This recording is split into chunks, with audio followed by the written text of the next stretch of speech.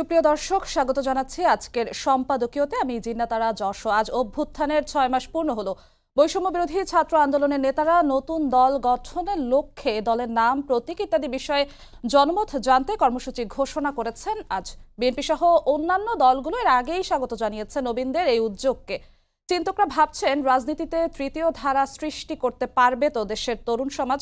আলোচনায় আসছে নতুন দলের সম্ভাবনা ও চ্যালেঞ্জ বিষয়ও।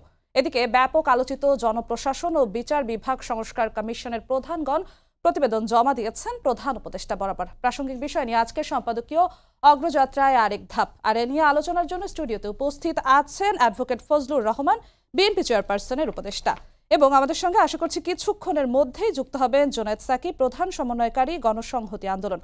দর্শক, আপনারাও এই আলোচনায় অংশ নিতে পারেন। এজন্য আপনাদের ফোন করতে হবে টেলিভিশনে দেখানো নম্বরে। এছাড়া ফেসবুকের মাধ্যমেও আপনাদের মন্তব্য পাঠাতে পারেন। আলোচনা শুরুতে জানিয়ে দেব এখনকার প্রধান শিরোনামগুলো। সংস্কারের নামে নির্বাচনে দেরির পেছনে ষড়যন্ত্র আছে কিনা প্রশ্ন তারেক রহমানের। জুলাই চার্টারের ভিত্তিতেই দেয়া হবে ভোটের রোডম্যাপ, জানালেন প্রেস সচিব।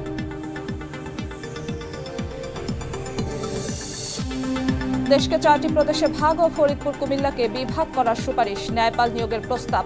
প্রধান উপদেষ্টার কাছে 2 সংস্কার কমিশনের প্রতিবেদন জমা।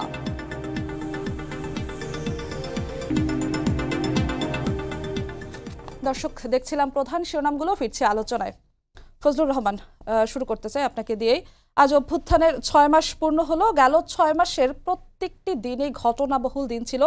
আজও ছিল অনেকটাই ঘটনাবহুল দিন, এখনো আছে, ঘটনা চলছে। ছাত্রদের রাজনৈতিক দল গঠনে আরও এক ধাপ এগুলো আজই। আরও 2টি সংস্কার কমিশন তাদের প্রতিবেদন দিল। শেখ হাসিনা ভাষণ দিলেন। সবশেষ 32 নম্বরে বিক্ষুব্ধ ছাত্র জনতা আর ভাঙচুর কিংবা 32 নম্বর অভিমুখে মিছিল। আজকের প্রত্যেকটি ঘটনা, কোন কোন ঘটনা, আপনার মন্তব্য কি, কিভাবে বলতে চান, চাইলে শেষ থেকে শুরু করতে পারেন। সংস্কারের যে আপনাকে অসংখ্য ধন্যবাদ।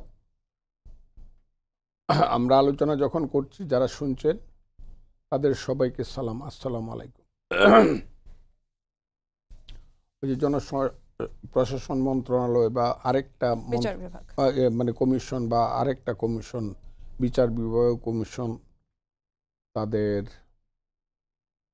মতামত পেশ করেছেন প্রধান উপদেষ্টার কাছে। এটা চূড়ান্ত কিছু নয়, তবে এই জিনিসগুলো আমার কাছে মনে হচ্ছে যে এইটার পিছনে তাদের একটা ভিন্ন উদ্দেশ্য আছে। দেশ ঠিক হবে, আগামী দিনে সুন্দর দেশ হবে, সুন্দর প্রশাসন হবে, সুন্দর বিচার বিভাগ হবে। এটা যতটা না তারা চিন্তা করে কাজটা করছে, তার চেয়ে আমার যেন মনে হয় এর পিছনে ভিন্ন কোনো উদ্দেশ্য আছে। আসলে আমি একবার বলেছিলাম, এবং এই কথাটা বোধহয় কোটি মানুষ দেখেছে এবং জেনেছে। আমি বলেছিলাম, আওয়ামী লীগ একটি অভিশপ্ত রাজনৈতিক দল। এখন আমার এই বয়সে এসে, আমি মুক্তিযোদ্ধা ছিলাম, 77 বছর বয়স আমার বলতে ইচ্ছা করে, বাংলাদেশ একটি অভিশপ্ত দেশ। এই দেশে সবসময় জনগণ আন্দোলনে জিতেছে, কিন্তু পরবর্তীকালে চক্রান্তের কাছে জনগণ হেরে গেছে। এই আন্দোলনের এখনো শেষ কথা বলার সময় আসেনি। জুলাই আগস্ট আন্দোলনের শেষ কথা বলার সময় আসেনি কি হবে। তবে মর্নিং শোজ দ্য ডে, মর্নিংয়ের চেয়ে দুপুরবেলা হয়ে গেছে। 6 মাস খুব বেশি সময় তা না, কিন্তু আবার কম সময়ও না। এই তো আমার বাড়িতে এসে পড়ছে। কাজে এই 6 মাস জনগণ হেরে গেছে কোন ভিত্তিতে মনে হলো? আমরা 52 আন্দোলন থেকে যদি ধরি, কোনো আন্দোলনেই 52, 69, এমনকি বলতে পারেন মুক্তিযুদ্ধ 71, 90-এর গণঅভ্যুত্থান, মানুষের আশা পূর্ণ হয়নি। কিন্তু মানুষ রক্ত দিচ্ছে, জীবন দিচ্ছে, সাধারণ মানুষই বেশি দিচ্ছে। যুদ্ধ করছে সাধারণ পরিবারের সন্তানেরা, লাখে লাখে জীবন দিচ্ছে। তাদের সে আশাটা পূর্ণ হয়নি। আজকের 5ই আগস্টের প্রেক্ষাপটে শেষ কথা বলার সময় এখনো আসে নাই। তবে আমার যা মনে হচ্ছে, ওই যে আপনি বলছিলেন যে তারেক রহমান দেখলাম বলছে যে সংস্কারের নামে নির্বাচনকে কোনো ষড়যন্ত্র হচ্ছে কিনা, সংস্কারের নামে কোনো ষড়যন্ত্র হচ্ছে কিনা এমন হচ্ছে প্রশ্ন কিনা। তুলেছেন তারেক আমি এই রহমান। কথাটা অনেক আগে বলছি। আমি সবসময় বলি যে ভারতবর্ষের একজন মহান লোক বলেছিলেন, তার নাম গোখলে। তিনি বলেছিলেন, what Bengal things today rest of India things tomorrow. আমি নিজেকে এইটা দাবি করছি না, তবে দাবি করছি বাংলাদেশের সমস্ত কথাগুলো বয়সের কারণে হোক, অভিজ্ঞতার কারণে হোক, কারণ আজকে 60 বছর, আমার বয়স 77 বছর, আমার রাজনীতির অভিজ্ঞতা 60 বছরের বেশি। 60 বছরের অভিজ্ঞ রাজনীতিবিদ যারা ছিলেন তারা কেউ বিছনায় পড়ে আছে, তাদের সেন্স নাই, কেউ দুই একজন জেলখানায় আছে, খুব বেশি আর এদেশে জীবিত নাই।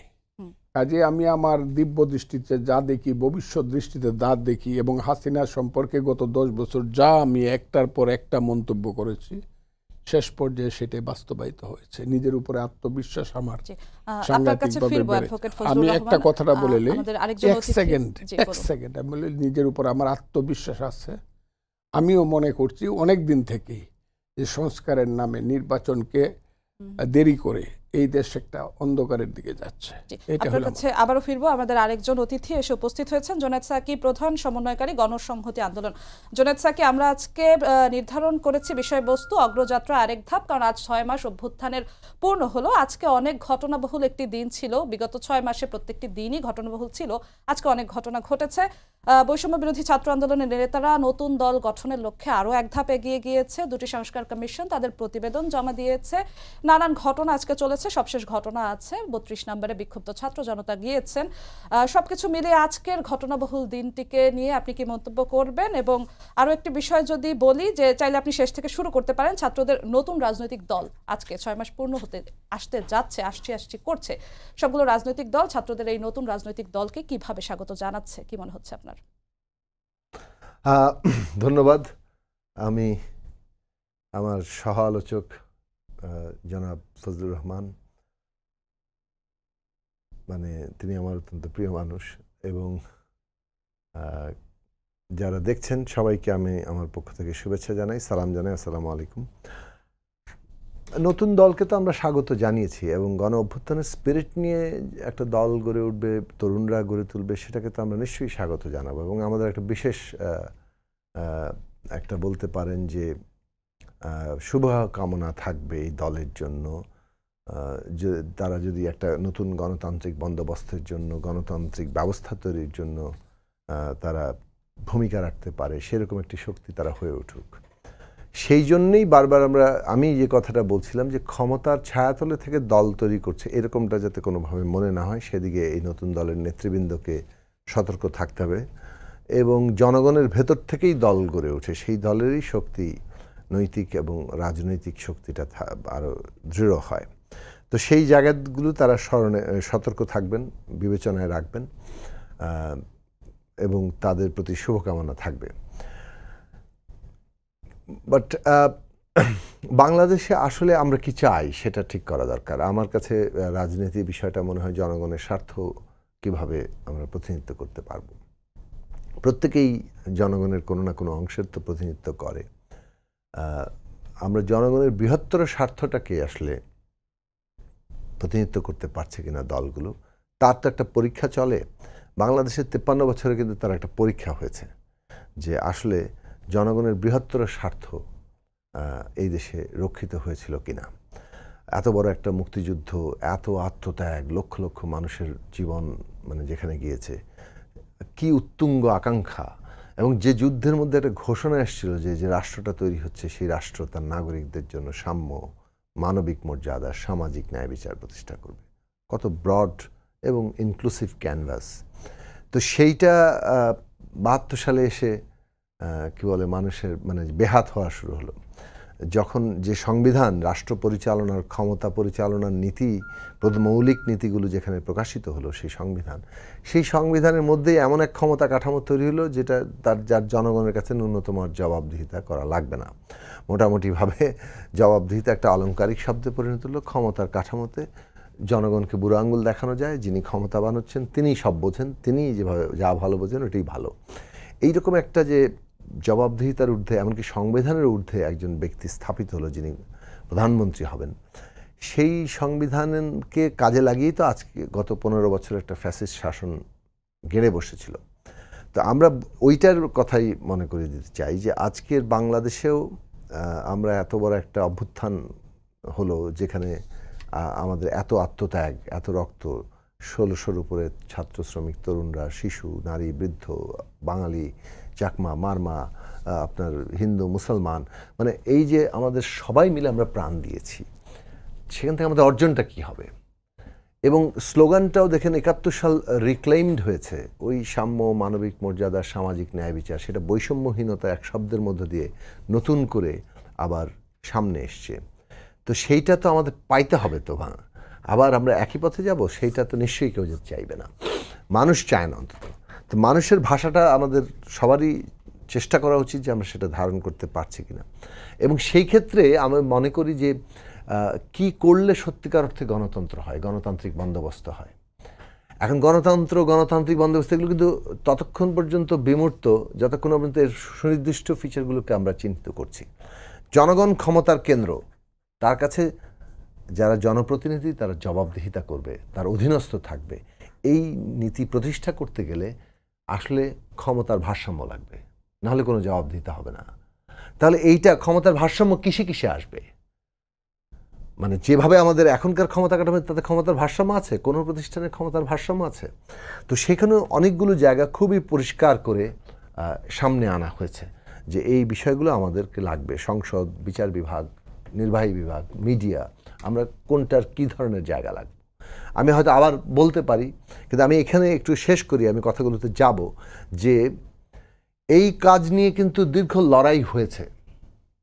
আমরা অন্তত দাবি করতে পারি যে আমরা আমাদের ছাত্র জীবন থেকে এই কথাগুলো বলে আসছি।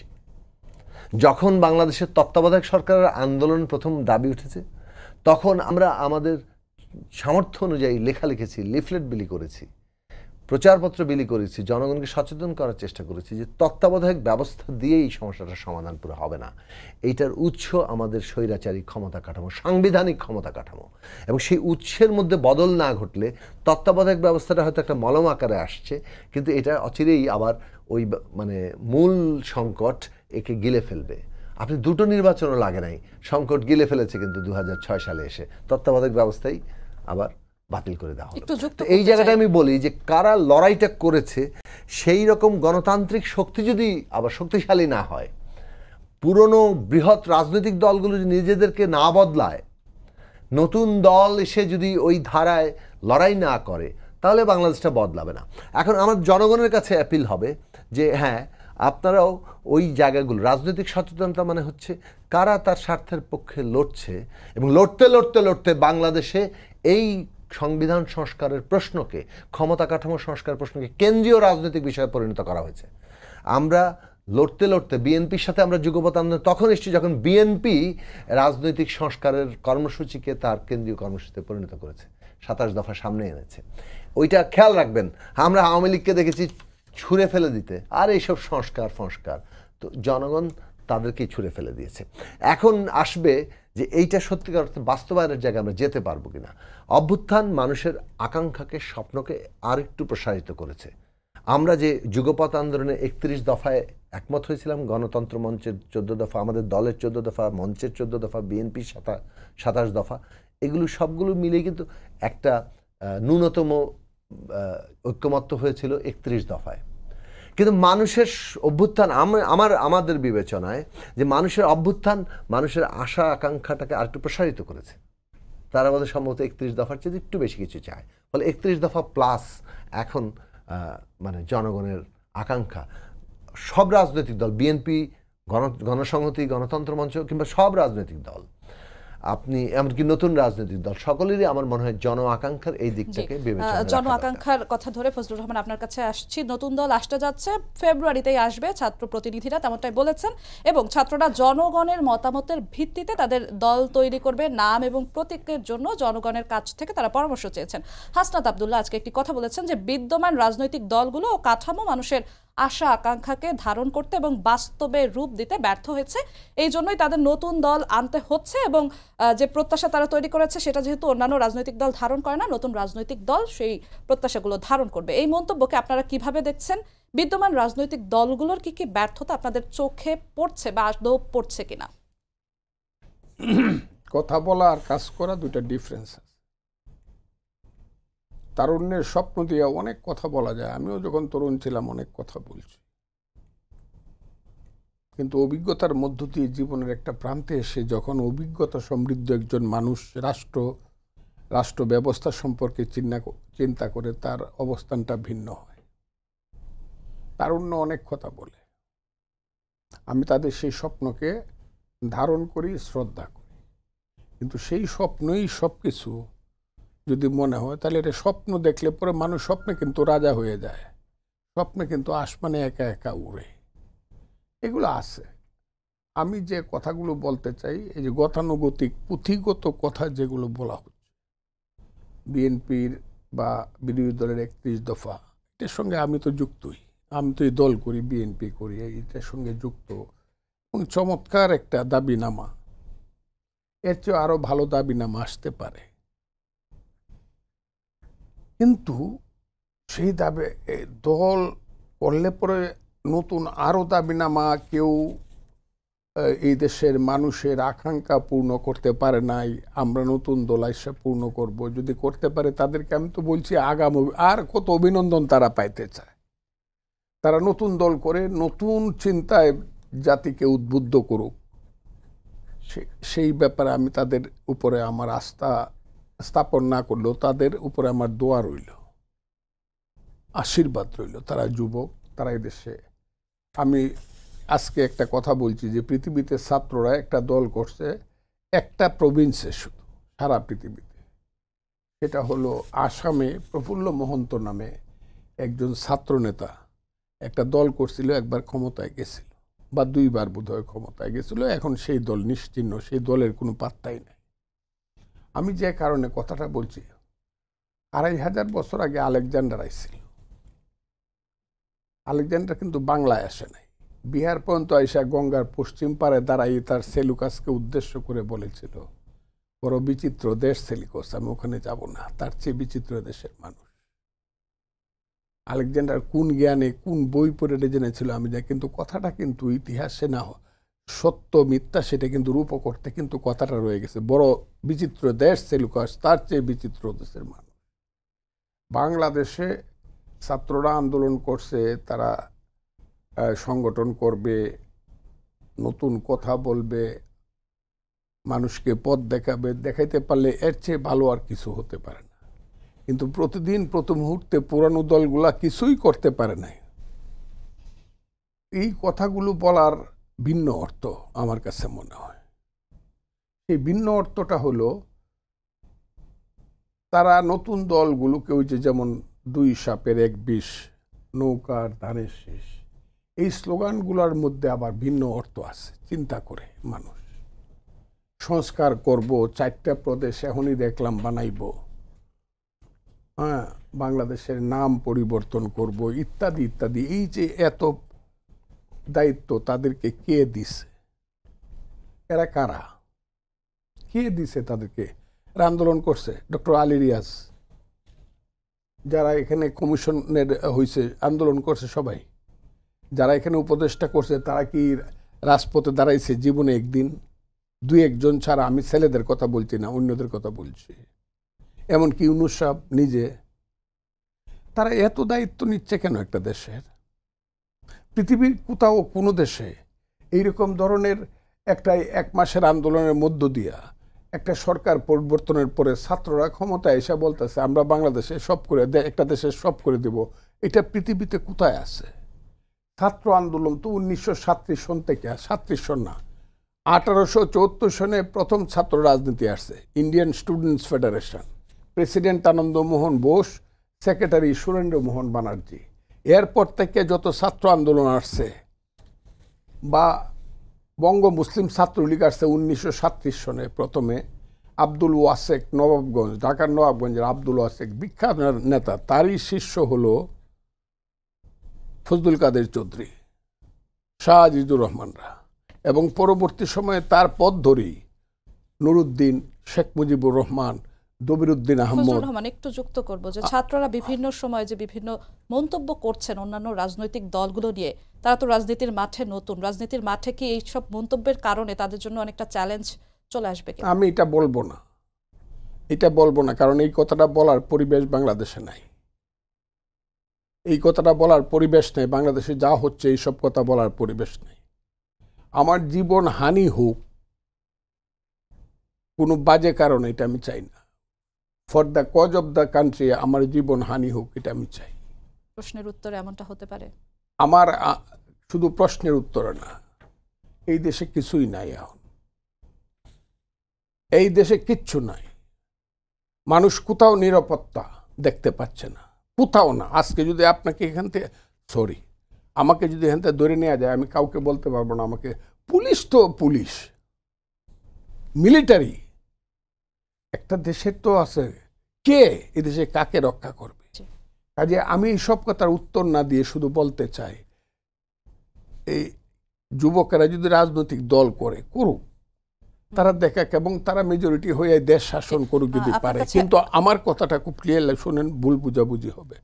আমার কথাটা খুব ক্লিয়ারলি বলছি, আগের দলগুলো কিছুই করে নাই, 54 বছরে কিচ্ছু হয় নাই। এইটা কিন্তু মারাত্মক ধরনের নেগেটিভ কথা। আগের দল ভুল করছে, যে 3টা দল ক্ষমতায় ছিল, চরম ভুল করছে। প্রত্যেকটা দলেরই ভুল আছে, কিন্তু প্রত্যেকটা দল এমন কিছু কাজ করে গেছে যে কাজগুলোকে একদম অস্বীকার করলে ভুল হবে। 750 কোটি থেকে শুরু হয়েছিল বাংলাদেশের বাজেট, এটা এখন 7.5 লক্ষ কোটি টাকা হয়েছে। এটা মাথায় রাখা উচিত। আমি আরো কথা বলতে পারি, সেই কথাগুলো আজকে আপনার কাছে আবারও ফিরবো, আমরা এই জায়গাতেই ফিরবো। দেশ সামনের দিকে আগাইছে বিজ্ঞানের কারণে হোক, বাস্তবতার কারণে হোক, আমাদের ত্রুটি আছে, সেটাও ঠিক। আপনার কাছে একই জায়গায় ফিরতে চাচ্ছে যে বিএনপি সহ অন্যান্য রাজনৈতিক দলগুলো অতি দ্রুত নির্বাচন চাচ্ছে। এখন ছাত্রদের রাজনৈতিক দল কেবল আসবে করছে। নতুন দল এখন যারা সম্মুখ সারিতে আছেন, নতুন দল নিয়ে আসার পরিকল্পনা করছেন, তারা কেউ ওইভাবে সম্মুখ সারিতে এর আগে রাজনীতি করেনি, রাজনীতিতে অংশগ্রহণ তেমন ছিল না। নতুন দলের জন্য রাজনীতির মাঠ, নির্বাচনের মাঠ কতটা চ্যালেঞ্জার হতে যাচ্ছে তার সঙ্গে একটু যুক্ত করতে চাই যে তারা বিভিন্ন সময় বিভিন্ন রাজনৈতিক দলগুলোকে নিয়ে যে ধরনের মন্তব্য করেন, এর জন্য কি তাদের জন্য আরো চ্যালেঞ্জিং হতে যাচ্ছে কিনা নির্বাচন? আপনাদের মিডিয়ার একটা সমস্যা হচ্ছে যে এটাই একটা ঘটনা তো ঘটলে সেটাকে তো প্রধান করে আলোচনা করছেন। তো মানে দেশে আরও অন্যরা অনেক ঘটনা করছে, সেগুলো আপনাদের কোনো আলোচ্য বিষয় হয় না। তো এই প্যাটার্ন অফ সাংবাদিকতা, এটার আমি খুব বেশি সমর্থক নই। তো আমার মনে হয় যে আপনারা একটা দলের প্রচারণার দায়িত্ব নিতে পারেন, সেটা আপনাদের কর্তব্যের ব্যাপার। তো আমি এই আলোচনায় খুব বেশিক্ষণ আর থাকতে চাইছি না। আমার মনে হয় যে দেশে আরও গুরুত্বপূর্ণ আলোচনা আছে। নতুন দল যারা করছেন তারা তো করবেনই, তারা দল হিসেবে আবির্ভূত হবেন, অন্যান্য দলও আছে, তারপরে সবগুলো প্রশ্ন নিয়ে আলোচনা হবে। এখন আলোচনায় একটা জায়গা হচ্ছে যে হ্যাঁ, যেহেতু এই দলের যারা গঠন করছে বৈষম্য বিরোধী ছাত্র আন্দোলন, তাদের প্রতিনিধিরাই সরকারের উপদেষ্টা মণ্ডলীতে আছেন, সেটা একটা আলোচনার বিষয়, যেটা নিয়ে আমি আমার মন্তব্য করেছি। মনে করি যে ক্ষমতার ছায়াতলে থেকে রাজনৈতিক দল গঠন বাংলাদেশের মানুষ ভালোভাবে নেয় না। ছাত্রদের এই দায়টা না নেওয়াটাই ভালো। তারপর তাদের বিবেচনা তারা কোনটা কী করবেন। আর বাকি বিষয়টা হচ্ছে যে দেখুন প্রত্যেকের নিজস্ব রাজনৈতিক জায়গা থেকে কথা বলবে। একটা রাজনৈতিক দল গঠিত হচ্ছে মানে হচ্ছে সে অন্য কারোর মধ্যে তার আকাঙ্ক্ষার প্রকাশ দেখতে পায় না বলে সে নিজের দল গঠন করে। আমরা যখন গণসংহতি আন্দোলন গঠন করেছি তখন বাকি সব রাজনৈতিক দলকে মানে কোনো না কোনো ফর্মে জনগণের সত্যিকার প্রতিনিধি তারা নন, তারা জনস্বার্থকে যথার্থ প্রতিনিধিত্ব করেন না, এবং তারা যথার্থ পার্টি নন বলেই তো আমি আমার পার্টিটা করেছি। সেটা বাই ডিফল্ট। যখন তারা একটা আলাদা পার্টি করছে তারা ধরে নিচ্ছে বাকি কেউ ঠিক নাই।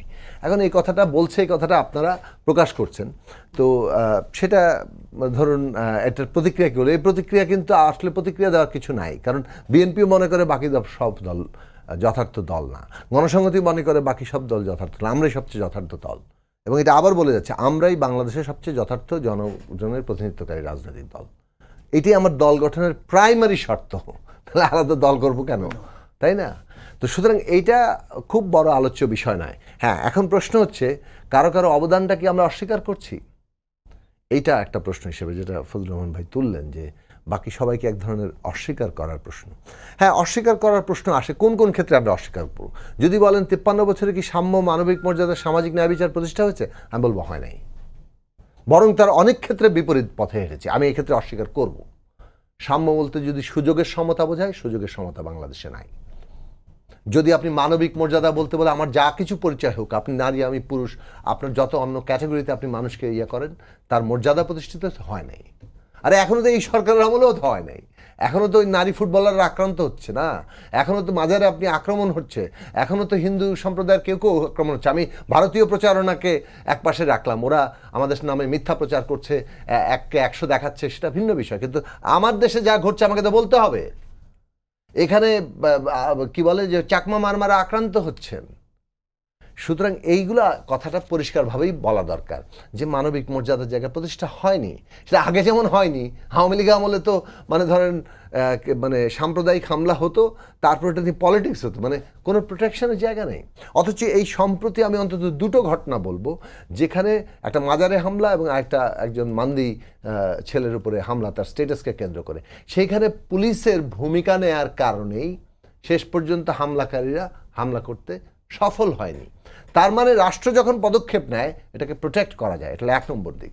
2 নম্বর দিক হচ্ছে পলিটিক্যাল পার্টি যদি তাদের মধ্যে এই জায়গাটা ঐক্যমত্য আসে যে না, নাগরিকের মর্যাদার জায়গায় ক্ষুণ্ণ করা যাবে না, যে করবে তাকে ওই জায়গাটায় মানে সকলের প্রতিরোধ গড়ে তুলতে হবে, সেইটার জায়গাটা আছে। আমাদের দেশের মানে সম্মানিত আলেম ওলামা সমাজ তারা যদি এই সত্যিকার ইয়াটা দেন যে জবরদস্তি ইসলাম নয়, সুতরাং সেইটার জায়গাটা আমাদের মনে হয় যদি আমরা তুলতে পারি তাহলে বাংলাদেশ ভিন্ন জায়গাতে দাঁড়াবে। সেই দাঁড়ানোর জায়গাটা আমরা করার চেষ্টা করতে হবে। এখন ধরুন অনেকে অনেক কিছু নিয়ে সোচ্চার, কোনটা নিয়ে সোচ্চার হবেন সেটা কিন্তু সিলেক্টিভ সোচ্চারে আপনার রাজনৈতিক চরিত্রটা প্রকাশিত হয়।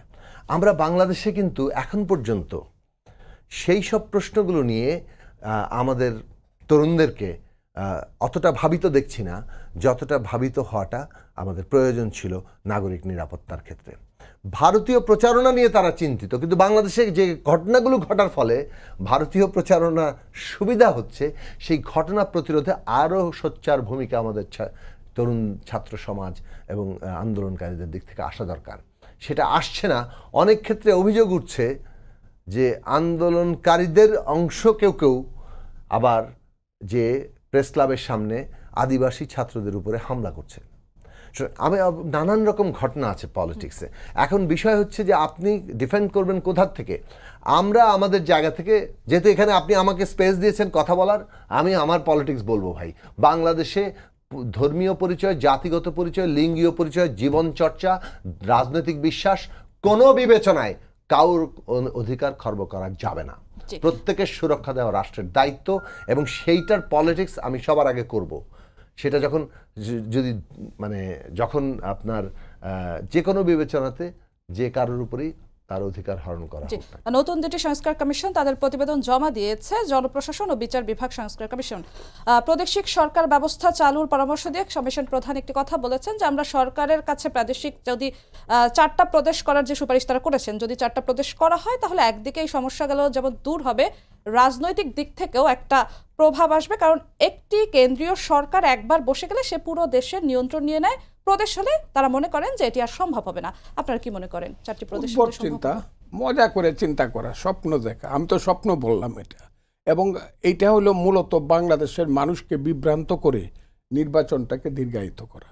এইটাই তাদের পলিসি। এখন বাংলাদেশে যেটা শুরু হয়েছে, আমি বলছি দেশে কোনো সরকারের কোনো নিয়ন্ত্রণ নাই। বললাম আমি, এই দেশটা অন্ধকারের দিকে ডুবে গেছে, যাচ্ছে, এবং সেই দেশটাকে উদ্ধার করতে হইলে এখন এই মুহূর্তে সিদ্ধান্ত নেওয়া উচিত জনগণের ভোট কবে হবে এবং জনগণের প্রতিনিধিরা কখন দায়িত্ব নেবে। একমাত্র এটা সমাধান, আমি এটা বলছি না, কিন্তু প্রাথমিক সমাধান হিসেবে ট্রেনটাকে যদি ট্রেন লাইনে তুলতে হয় তাহলে জনগণের প্রতিনিধিদের হাতে দায়িত্ব দিতে হবে এবং জনগণ সিদ্ধান্ত নেবে কার কাছে দায়িত্ব দিবে। এইটা না করে আপনি আমাকে যত কথাই বলেন, আমি আপনার ওই যে কারা করলো প্রশাসন, এদেরকে 30 বছর রাজনীতিবিদরা পড়াইতে পারবে। 30 বছর বললাম। পার্লামেন্টে যারা বসবে, this is the duty of the parliament. দেশের সংবিধান পরিবর্তন করা চায়, ও তো বড় দায়িত্ব নিয়ে নেবেন? দেশে 4টা প্রদেশ করে দিবেন, এই করে আপনারা নিয়ে নিবেন। বাপ দাদার নাম নাই, চাঁদ মল্লের বিয়াই। আপনাদের দায়িত্ব দিছে কে? বাংলাদেশ প্রদেশকে সামান্য কিছু দায়িত্ব আছে আপনাদের, এবং যে দায়িত্বই পালন করেন সবগুলো দায়িত্বের পরিপূর্ণ যৌক্তিকতা এবং এইটা সাংবিধানিকভাবে বাস্তব প্রেক্ষাপটে পৌঁছবে তখনই যখন পার্লামেন্ট থেকে গ্রহণ করবে, এবং শুধু সিম্পল মেজরিটি নয়, according to the constitution 2/3 majority, এবং এটার উপর একটা গণভোট। যাই করেন পার্লামেন্ট কিন্তু এটাকে এন্ডোর্স করতে হবে। পার্লামেন্ট এন্ডোর্স না করলে, আজকে আছেন খুব শক্তি দেখাইতেছেন, 3 বছর পরে, 1 বছর পরে, 2 বছর, 3 বছর, 5 বছর পরে যখন পার্লামেন্ট আসবে তখন তাদের ধারস্থ হতে হবে যে আমরা যে কাজগুলো করেছিলাম সেই কাজগুলো আপনারা আইনগতভাবে এন্ডোর্স করেন। তা না হলে যারা আজকে এই কাজগুলো করছে তাদেরকে আইনের কাছে, ইতিহাসের কাছে জবাবদিহি করতে হবে। এইগুলো হলো উদ্ভট চিন্তা ভাবনা, যে 4টা প্রদেশ করে ফেলবো, এইগুলো উদ্ভট। এখন মূল কাজ হলো জনগণের প্রতিনিধিত্বের ক্ষমতা দেওয়ার জন্য তত্ত্বাবধায়ক সরকার কি, নিরপেক্ষ সরকার, নিরপেক্ষ ভোট কিভাবে হবে, কি কি কাজগুলো করতে হবে, সমস্ত রাজনৈতিক দলগুলোকে নিয়ে বসতে হবে।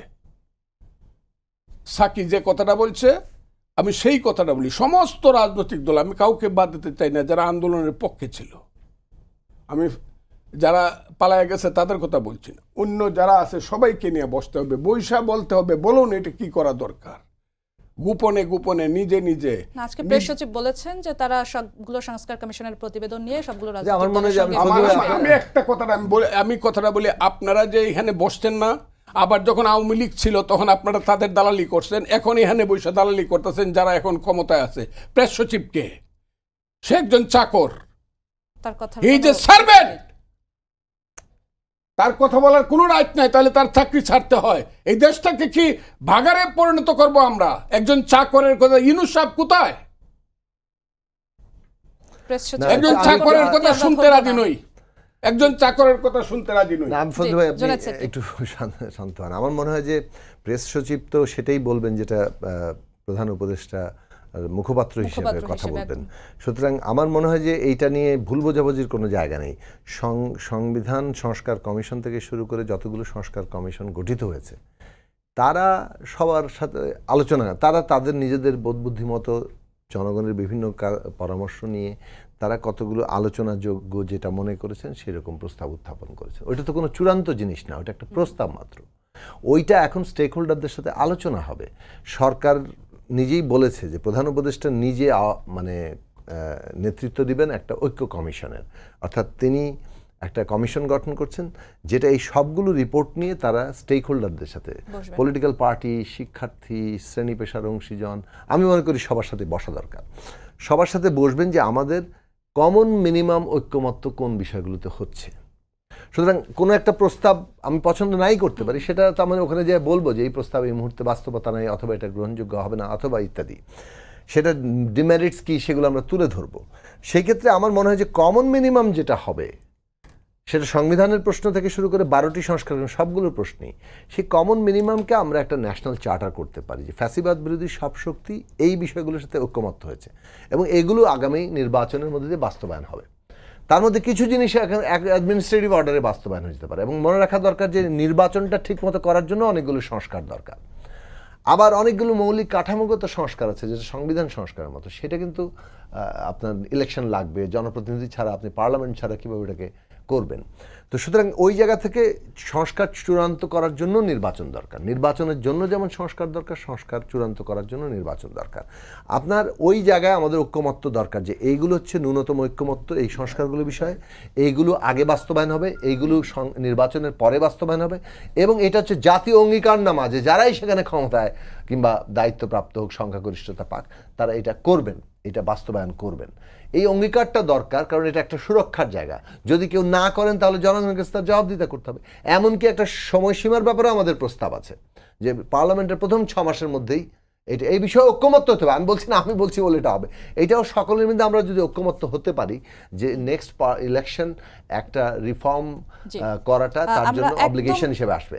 আরেকটা বিষয় সুরক্ষা, সাংবিধানিক সুরক্ষা কি হবে। ধরুন আপনি এটাকে অষ্টাদশ সংশোধন হিসেবে করলেন, তারপরে আদালত বলল যে এটা সংবিধানের সাথে সঙ্গতিপূর্ণ হয় নাই, যেমন 13 বাতিল হয়েছে 15 এখন বাতিল আংশিকভাবে, তো তখন তো বলবে সংবিধানের অভিভাবক তো কোর্ট। আমরা যদি আগামী নির্বাচনটাকে বলি গণপরিষদ, তাহলে সংবিধান বাতিল করে দিতে হয়, সেটা নিয়ে ঐক্যমত্য তৈরি হয় নাই। কিন্তু আমরা যদি এটাকে সংবিধান সংস্কার সভার নির্বাচন বলি, তাহলে এই সংবিধান বাতিল করতে হয় না, কিন্তু সংস্কারটা পিপলের উইল কিংবা জনগণের অভিপ্রায় আকারে হাজির হয়, এবং এই যে সংস্কারটা হয়, এই সংস্কারটা তখন সংস্কারকৃত সংবিধানটা সুরক্ষা দিবে কোর্ট। কোর্ট সংস্কারকৃত সংবিধানকে কোয়েশ্চেন করবে। এটা অত্যন্ত গুরুত্বপূর্ণ আলোচনা। আপনি অনেক রাজনৈতিক প্রশ্ন করে সময় নষ্ট করছেন, জাতির সবচেয়ে গুরুত্বপূর্ণ আলোচনার পয়েন্ট হচ্ছে এইটা, কিভাবে আমরা সংস্কার বাস্তবায়ন করব। আলোচনা চলতেই থাকবে, আমরা একদমই শেষের দিকে চলে এসেছি, আর কিছুক্ষণ সময় পাবো আমরা। আজ 6 মাস পূর্তি হলো অভ্যুত্থানের, অন্তর্বর্তী সরকারের মেয়াদও প্রায় 6 মাস হতে চললো। এই সরকারের প্রতি মানুষের যে প্রত্যাশা ছিল এই সময়ের মধ্যে সেটা কতটা পূরণ হয়েছে বলে মনে করেন? একদম ছোট্ট করে যদি ফজলুর রহমান বলে, তারপর আমরা জোনায়েদ সাকিব থেকে শুনতে চাচ্ছি। আমি তো প্রথমে বলে ফেলছি, একদম এক লাইনে যদি বলতে চান। আমি প্রথম বলে ফেলছি, এই সরকার আস্তে আস্তে দেশটাকে ভিন্ন দিকে নিয়ে যাচ্ছে, অন্ধকারে। এটা কোনো সাকসেস নাই এই সরকারের, সামান্য কিছু সাকসেস থাকতে পারে। আমরা অন্তত মনে করি যে একটা কিছু কিছু ব্যাপারে সরকারের লিবারেলিজম আছে, যেমন আমার অ্যারেস্ট করতেছে না, তাকে ধরতেছে না, কথা বলতে পারতেছি, এইটুকু। কিন্তু অন্য সব জিনিস যত কিছু আছে, আপনি জিনিসপত্রের দাম বলেন, মানুষের চাকরি বাকরি বলেন, মানুষের নিরাপত্তা বলেন, সমস্ত কিছুতে সরকার ব্যর্থ হয়েছে এবং নির্বাচনটাকে একটা জটিল পথে নিয়ে যাচ্ছে। আমি যে বললাম যে হি যে সার্ভেন্ট, ইউনূস সাহেব যদি তাকে দিয়ে কথা বলাইতে হয়, আমার ব্যক্তিগতভাবে তার প্রতি আমার কোনো আক্রোশ না। আক্রোশ হলো একজন সরকারি কর্মচারী রাজনৈতিক কথা বলা উচিত না, তাহলে রাষ্ট্র থাকে না। ওনাকে কথা বলাইতে হবে, ওনাকে এই চাকরি থেকে বাদ দিয়ে বলতে হবে উনি হলেন স্পোকসম্যান অফ এই কি প্রধান উপদেষ্টার মুখপাত্র, ওনাকে দিয়ে কথা বলা সারাদিন আমার কোনো আপত্তি নাই। কিন্তু যদি উনি চাকরি করেন, পিআরও হন, তাহলে উনি যেভাবে কথা বলে it is out of limit, এটা লিমিটের বাইরে। এই লিমিটে উনি কথা বাইরে কথা বলতে পারেন না, এটা বলা উচিত নয়। জাতি ছোট হয়ে যায়, মনে করে এই জাতিতে আর কোনো লোক নাই। জি জোনায়েদ সাকিব, একই প্রশ্ন আপনার কাছে, একদমই শেষের দিকে চলে এসেছি, যত ছোট্ট করে। না, আমি মনে করি যে সরকারের মানে অনেকগুলো জায়গাতে রাজনৈতিক উত্তরণের যে পথ তারা নিয়েছেন, সেটাকে আমি এখনো ইতিবাচক মনে করি। আমরাই প্রস্তাব দিয়েছিলাম কমিশন গঠন করেন, যাতে করে তারা সংস্কার প্রস্তাবটা হাজির করতে পারে। কিসের ভিত্তিতে আপনি আলোচনাটা করবেন? আপনার সংস্কারের কাজ হচ্ছে ফ্যাসিলিটেট করা। তো ফ্যাসিলিটেট করতে হলে তার তো কিছু একটা নিয়ে বসতে হবে। তখন এই কমিশনগুলো আপনাকে বিভিন্ন বিষয়ে স্পেসিফিক রিপোর্ট দিবে, এবং এর মধ্যে কিছু টেকনিক্যাল কাজও আছে, গবেষণার কাজ আছে। তো এগুলো সামনে আসলে তখন আপনার আলাপ আলোচনাটা আরও ইফেক্টিভ হবে।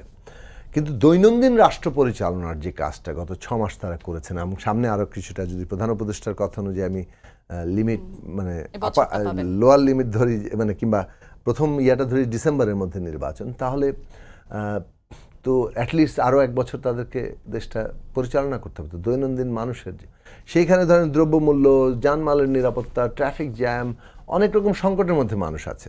সেই সব জায়গাগুলোতে সরকারের মানে খুব সাফল্য আমরা দেখতে পাচ্ছি না, এবং যেটা হচ্ছে যে মনে হচ্ছে সরকার আমলাতন্ত্রের লাল ফিতায় বন্দী হয়ে যাচ্ছে, এবং সম্মুখ গতিতে সরকারের কর্মকাণ্ড চলে।